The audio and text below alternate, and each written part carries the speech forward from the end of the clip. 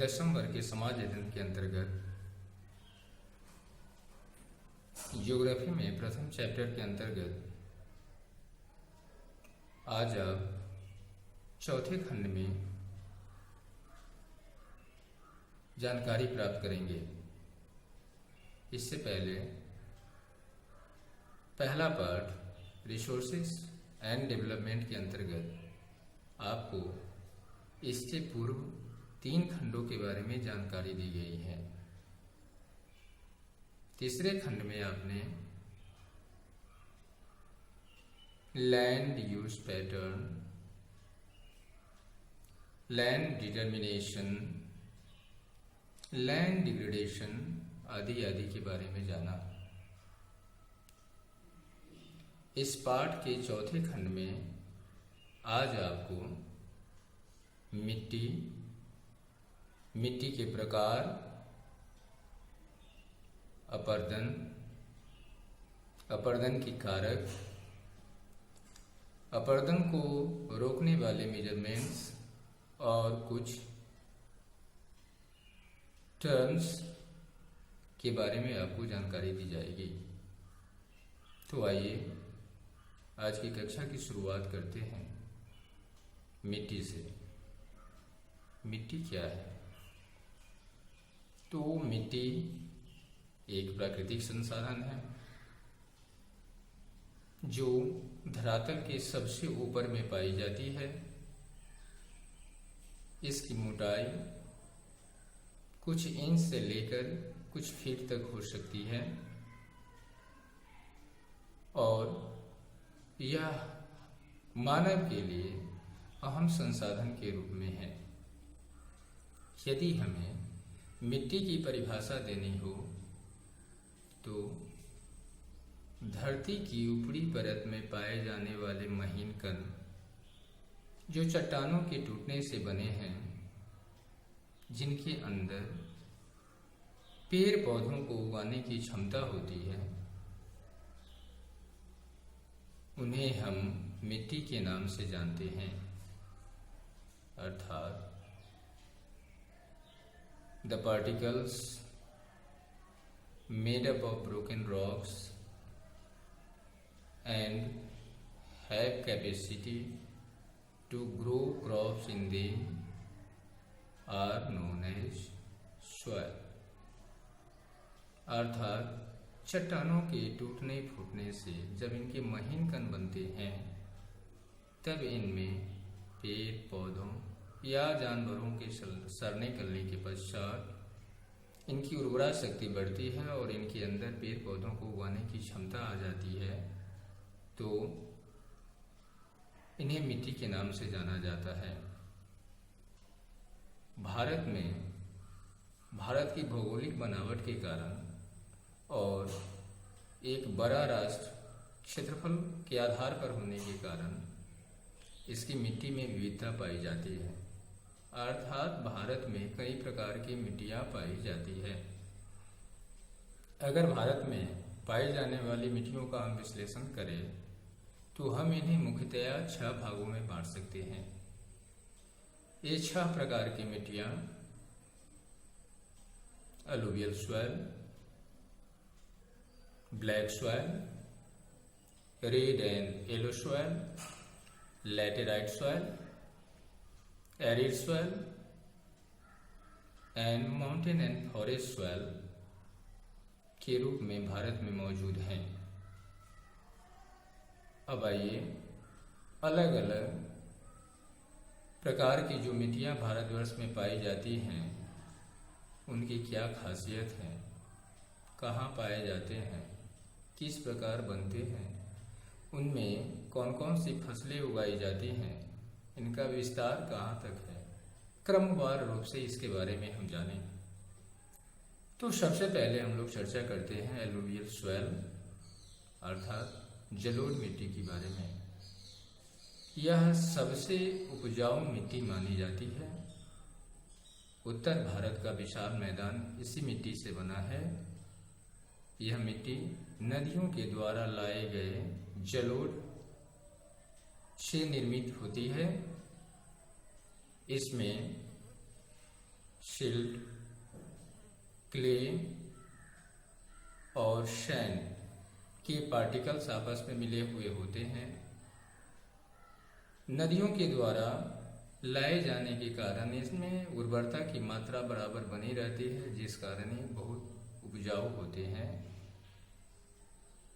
इस तरह उत्तर का विशाल मैदान इसी मिट्टी से बना हुआ है, इसलिए यह उर्वर और उपजाऊ है। जलोढ़ मिट्टी जो होती है वह दो प्रकार की होती है, एक होती है खादर और दूसरी होती है बांगर। खादर वह जलोढ़ मिट्टी होती है जो प्रतिवर्ष नदियों के द्वारा लाई जाती है, जमा की जाती है, अर्थात रिन्यूड होती रहती है, जिस कारण से यह ज्यादा उपजाऊ होती है। और बांगर वैसी मिट्टी होती है जो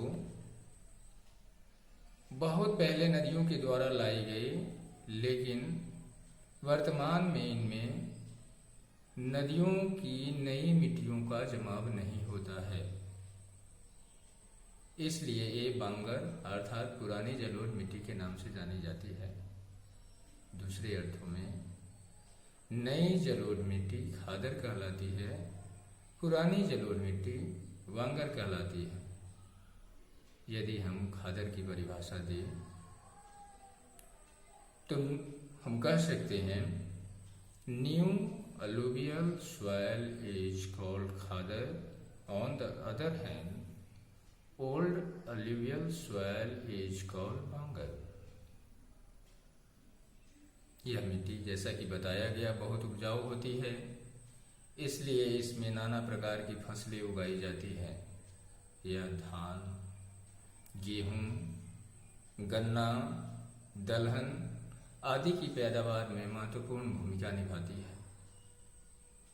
चूँकि भारत का मैदान और तटीय मैदान, खासकर पूर्व तटीय मैदान इसी प्रकार की मिट्टी से बना हुआ है, इसलिए पंजाब, हरियाणा, उत्तर प्रदेश, बिहार, पश्चिम बंगाल, असम, आंध्र प्रदेश, उड़ीसा, कर्नाटक, तमिलनाडु के तटीय भाग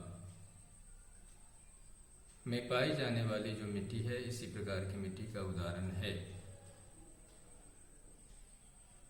अब आइए मिट्टी का दूसरा प्रकार जो ब्लैक सॉइल है यानी काली मिट्टी है, इसके बारे में जानते हैं। काली मिट्टी लावा के चट्टानों के टूटने फूटने से बनती है, अर्थात यह ग्रेनाइटिक और बेसाल्टिक रॉक्स के टूटने फूटने से बनी होती है। इस कारण इसका रंग काला होता है। इसकी सबसे बड़ी खासियत यह है कि इसमें पानी धारण करने की क्षमता बहुत ज़्यादा होती है।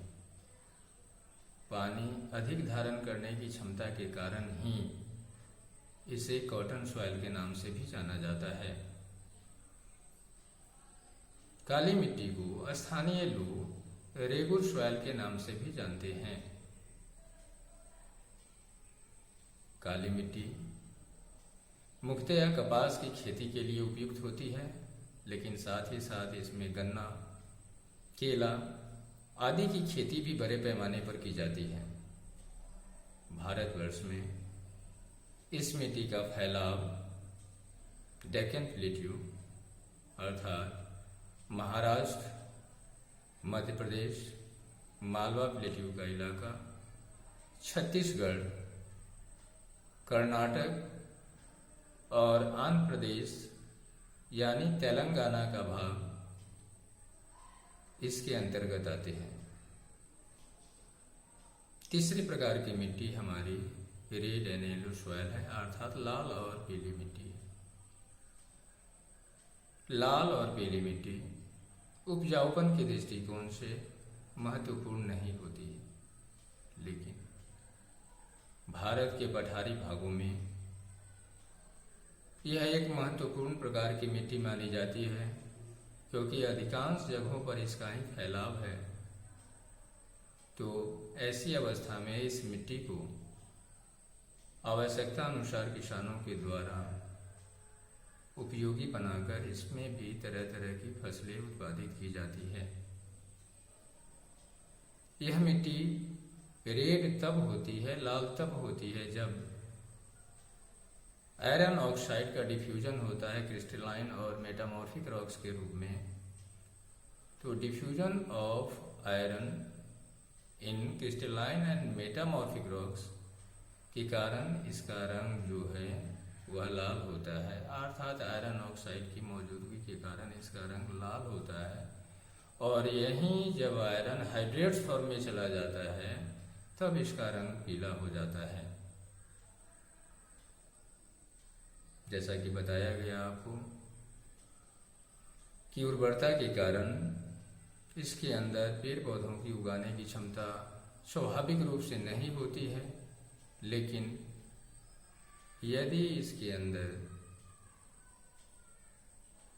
फर्टिलाइजर्स, मैन्योर्स और सिंचाई के साधनों का विकास हो जाता है तो इसके अंतर्गत मूंगफली, तंबाकू, दलहन, तिलहन आदि की फसलें उगाई जाती है।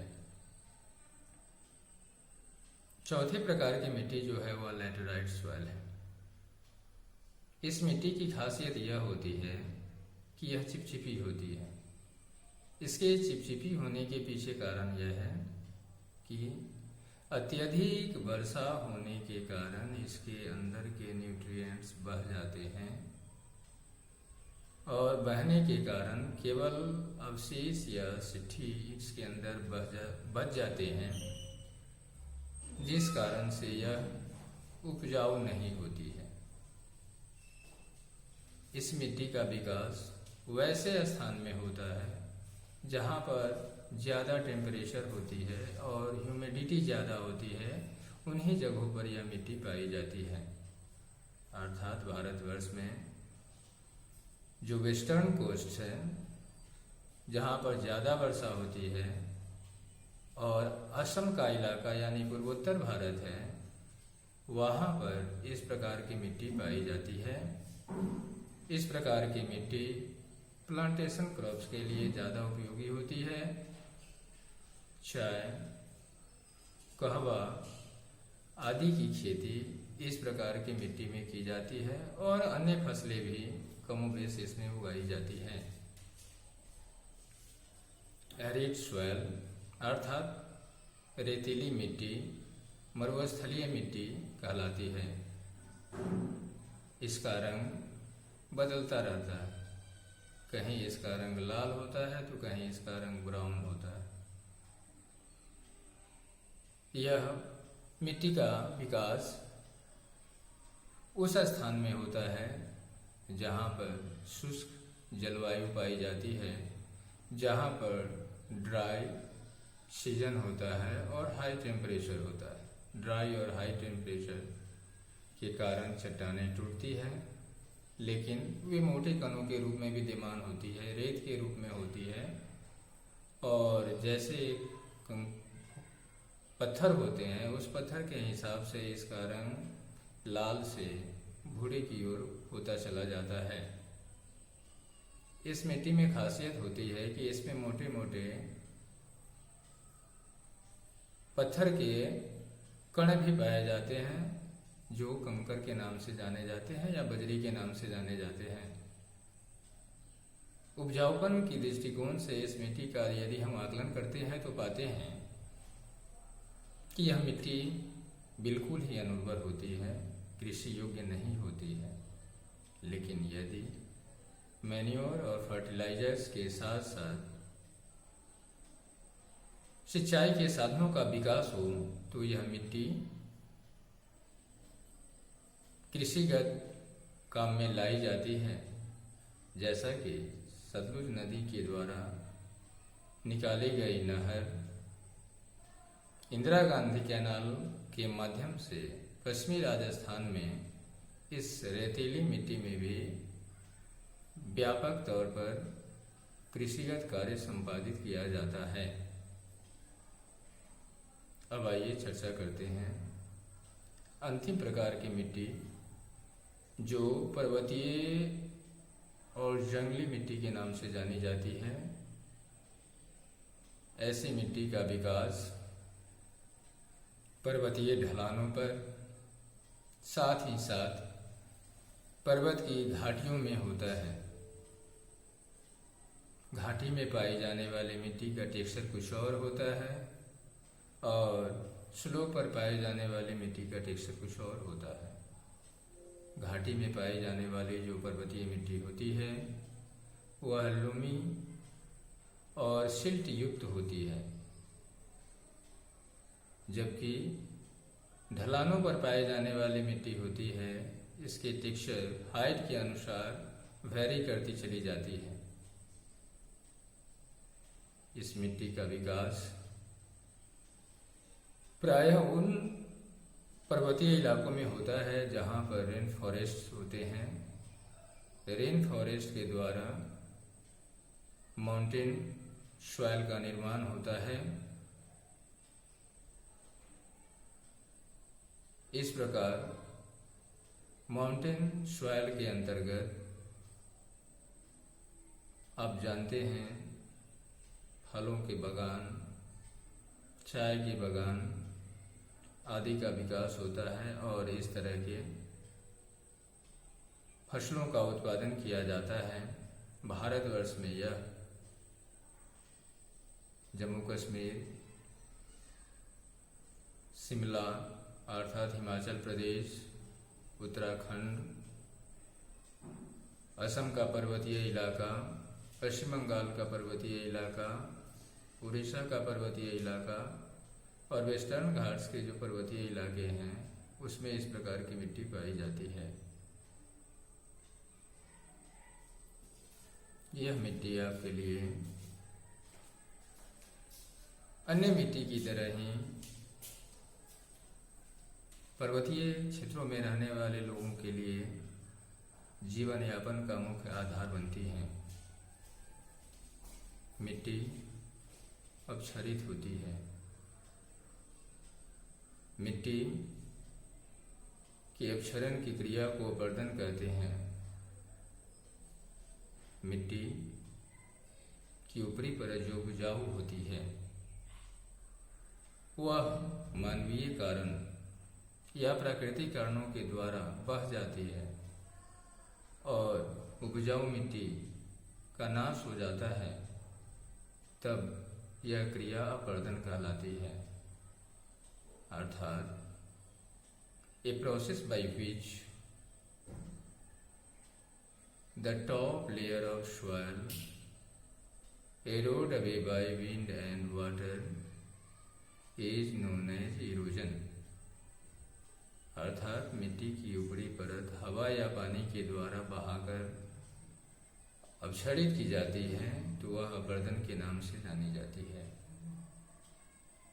अपरदन के दो कारक हैं, मानवीय कारक और प्राकृतिक कारक। प्राकृतिक कारक के रूप में पानी है, हवा है, ग्लेशियर हैं जिनके द्वारा इनका अपरदन होता है। वही मानव के रूप में बहुत सारी ऐसे क्रियाकलाप हैं जिनके द्वारा मिट्टी अपरदित होती है, जैसे ओवर ग्रेजिंग अर्थात ज़्यादा से ज़्यादा चारागाही क्रिया को संपन्न करना, भवनों का निर्माण, सड़कों का निर्माण, रेल मार्गों का विकास, पुलों का निर्माण आदि ऐसी मानवीय क्रियाकलाप हैं जिनके द्वारा मिट्टी का अपरदन होता है। अब आइए देखते हैं कि कौन कौन से ऐसे कदम हैं जिनको हम अमल में लाए तो मिट्टी के इस अपरदन को रोका जा सकता है, क्योंकि मिट्टी हमारे लिए कीमती संसाधन के रूप में है। इसके बिना फसलें नहीं उगेंगी और फसलों के अभाव में जीवधारियों का भरण पोषण नहीं हो पाएगा। इसलिए मिट्टी को अपरदित होने से बचाने के लिए हमें इसके लिए कदम उठाने होंगे। तो मिट्टी को अपरदन से बचाने के लिए जो कदम आप उठा सकते हैं उसमें है कि ओवर ग्रेजिंग को कम करना, माइनिंग जो है उसका उपयोग जुडिशियसली करना, डैम्स का निर्माण जो होता है उसका भी बुद्धिमत्तापूर्ण निर्माण किया जाए, पर्वतीय इलाकों में टेरेस फार्मिंग किया जाए, कंटूर प्लोइंग किया जाए, स्ट्रिप क्रॉपिंग पद्धति अपनाई जाए, खेतों में मेड़ बनाए जाए। ये आदि ऐसे कदम हैं जिनके द्वारा हम मिट्टी का अपरदन कर सकते हैं। तो इस तरह से 4 खंड में ज्योग्राफी का यह पहला पार्ट रिसोर्सेज एंड डेवलपमेंट खत्म होता है।